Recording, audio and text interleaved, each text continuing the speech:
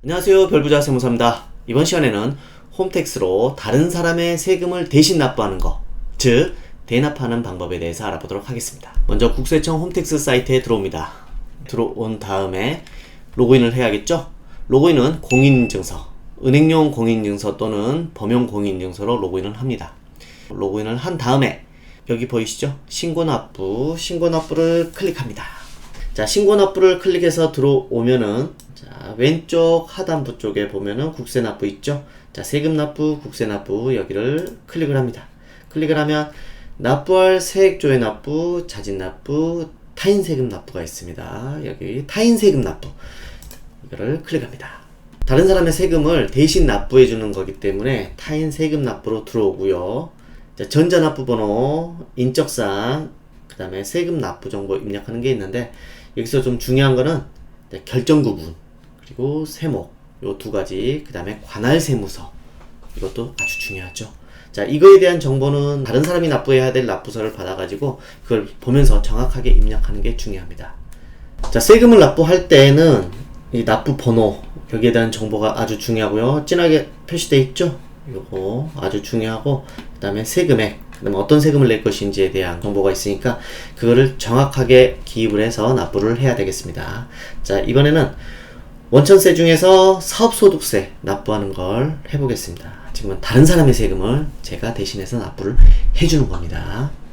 일단 기본적인 정보를 입력을 해야 되는데 납부서를 보면서 입력을 하도록 하겠습니다. 그 다음에 결정구분, 결정구분 같은 경우는 클릭을 하시면은 확정분 잔압, 잔압 뒤에 보면은 잔압이 있고, 자, 5번, 6번, 7번, 8번 여기까지는 이제 고지가 있죠. 정기분 고지, 수시분 고지, 고지가 있는데 이 잔압 같은 경우는 자진 신고하고 납부를 하는 걸 말하는 거고, 고지는 이제 세무서에서 알아서 결정을 해서 세금을 계산해서 고지서를 날려보내는 거, 이거를 고지라고 하는데, 자, 이번에 저희가 이제 다른 사람의 세금을 납부하는 거는 원천징수 세금을 자진 신고하고 납부하는 거에 대해서 하기 때문에 4번 원천분 잔압 요거를 클릭해서 하시면 됩니다.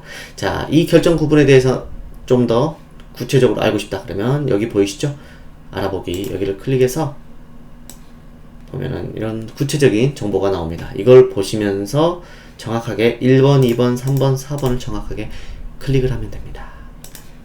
자, 그리고 세목은 아까 말한 원천세 중에서 사업소득세 13번 이걸 클릭해서 기입을 하시면 되고요. 자, 다른 사람의 세금, 누구의 세금을 납부하냐, 사업자 번호를 입력을 하시면 됩니다. 저 같은 경우는 이제 법인의 세금을 제가 한번 대신 납부를 해봅니다. 왜냐면 항공 마일리지 쌓으려고, 그런 이유, 다양한 이유 때문에 이렇게 다른 사람의 세금을 납부하는 경우가 있습니다.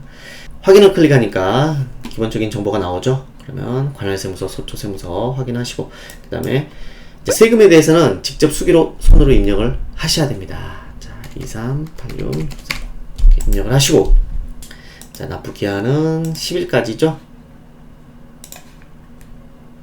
자, 10일까지인데 제가 좀 늦게 납부를 한 겁니다. 체납을 한 거죠. 그러면 안 돼요. 가산세가 붙기 때문에 이제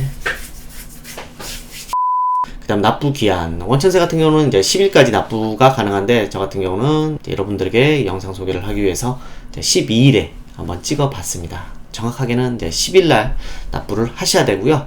그 다음에 10일이 토요일 또는 일요일, 공휴일이다 그러면은 그 다음 날까지 납부가 가능하겠죠.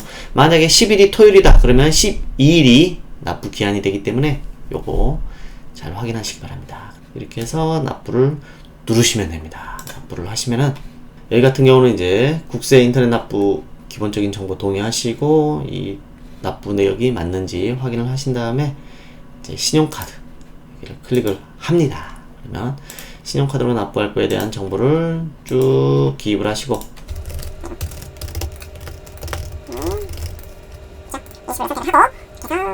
확인을 눌러서, 자, 납부를 할 때 납부대행 수수료가 있습니다. 국세 납부 같은 경우는 0.8%, 신용카드 납부하는 경우에는 0.8% 세금, 이 수수료 부담을 납세자가 직접 진다는 사실 알고 계시면 되고요. 저 같은 경우는 이제 항공 마일리지 쌓이는 거와 이제 대행 수수료 납부하는 걸 비교했을 때, 마일리지 쌓이는 게 좀 더 유리하다 싶으니까 이렇게 대행 납부를 이용해서 마일리지 쌓는 방법을 이용하고 있습니다.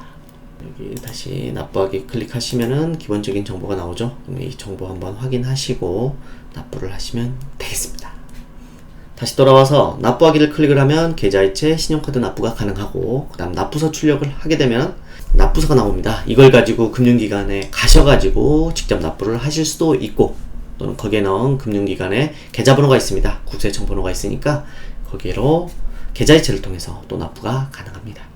자, 그리고 이제 납부를 한 다음에는 타인 세금 납부 결과를 조회를 통해서 내가 다른 사람의 세금을 대신 납부해줬는데 이게 제대로 납부가 됐는지 또 확인이 가능합니다. 자, 다른 사람의 세금을 대신 납부해주는 거, 홈택스를 통해서 납부를 하면 그렇게 어렵지가 않죠.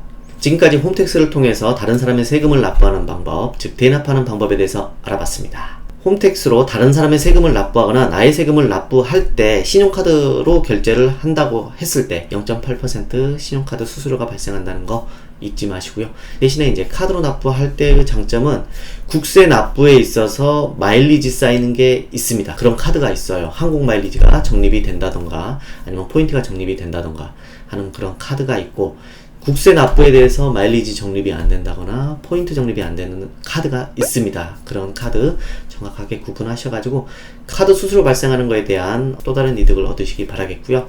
그 다음에 계좌 이체하는 방법, 신용카드 납부하는 방법, 그 다음에 납부서를 출력해서 은행에 직접 납부하시는 방법, 그 다음에 전용 계좌를 받아서 그냥 계좌 이체만 쉽게 할 수 있는 그런 방법, 여러 가지 방법이 있으니까 한 번 더 확인하셔가지고 좀 더 편리한 세무 업무 처리를 하시기 바랍니다. 지금까지 별부자 세무사였습니다. 안녕.